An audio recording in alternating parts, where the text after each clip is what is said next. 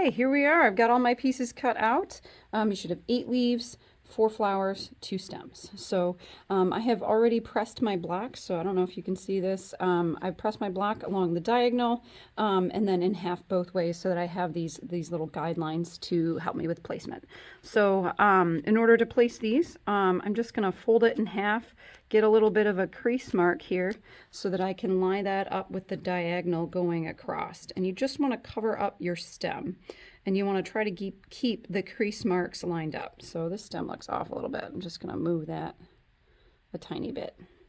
And then you're going to put your leaves on the sides. So you want to have your stems meet in the middle, and then you can play with how much of the flower you wanna cover it up.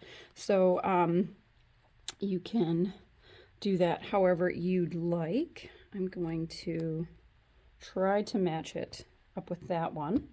And then we're going to place the next one. So I'm just going to get a crease mark so that I can put that over here and get that lined up. And then grab some of the leaves, which I think is super fun. Okay, and for the last one, so there's my crease mark, which this doesn't look quite like it's on the center. There. Just gonna push it down. Oh no. Okay, so that can sometimes get stuck to itself with this steam seam. So I don't know how well you can see this. I'm gonna move this over a little bit and then line this one up and my last 2 leaves. So you can play with the placement to try to get them to be nice and even all the way across. So this looks a little crooked to me, so I'm going to move that and then tuck that under my flower. Maybe I need to move this whole flower over just so it looks right. Okay, whenever you get a layout that looks really nice to you, you just need to stitch this down. So with this adhesive, this fusible webbing that I've used, it is just temporary. So it will only hold it there while I'm sewing it. It will not hold up to the wash. So you do have to fuse it with a hot iron. So that it will stay completely, and it also protects the edges so that when you're sewing along these edges, the fabric won't fray. So that adhesive allows the fabric to stay intact as you're stitching along the sides. And you can stitch it down with whatever stitch you like. If your machine has cool decorative stitches, you know, do some decorative stitches. You can do the satin fills along the leaves, and then you could do a floral one along the flowers. You can really play around with it and have a lot of fun with playing with the stitches on your machine. So there are other fusible webbings that are permanent. One I know of is called Hot Fix, and once you put it on there with a hot iron, you're done, and you don't have to stitch it down. But this one that I've chosen, I do have to stitch it down.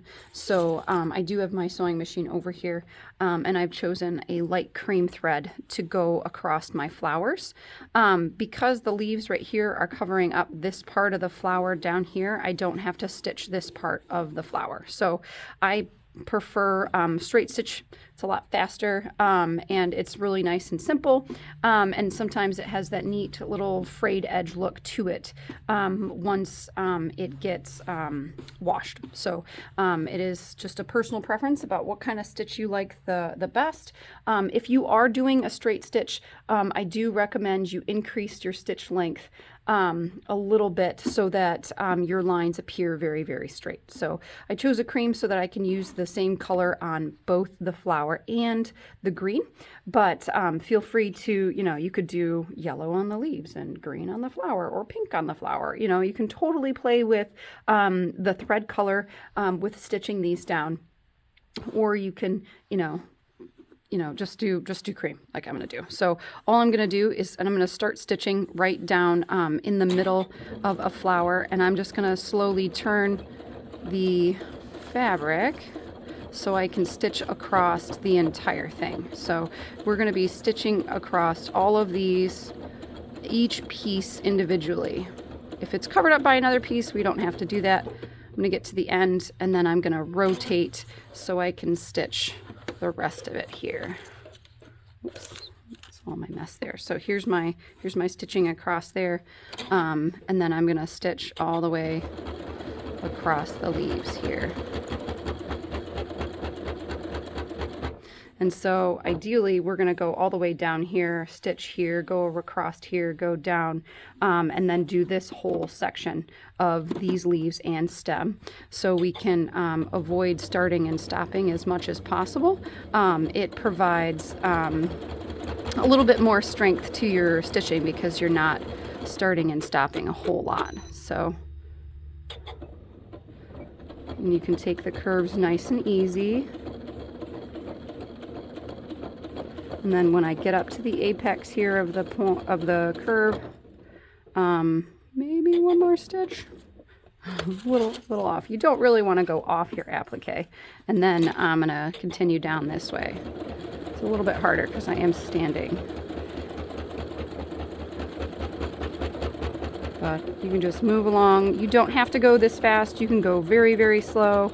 And you can, you know, if you have a speed adjustment on your machine, you can make sure that it's only going to go slow so that you get nice accuracy when you're stitching across all of this. Oh, one thing I did want to mention, with the fusible applique, there are different sheets that you can get that can actually go in the printer. So you can just print out the templates onto those fusible sheets that go right into your printer, which is really fun because then you don't have to trace them. So it does save you a step. So that is always an option as well. So that is another thing that you can do. Getting caught on the back there. So I'm just going to go all the way around this flower or leaf and then back to where I'm at. My machine has this neat lock stitch on it that will lock my stitches but won't be very visible.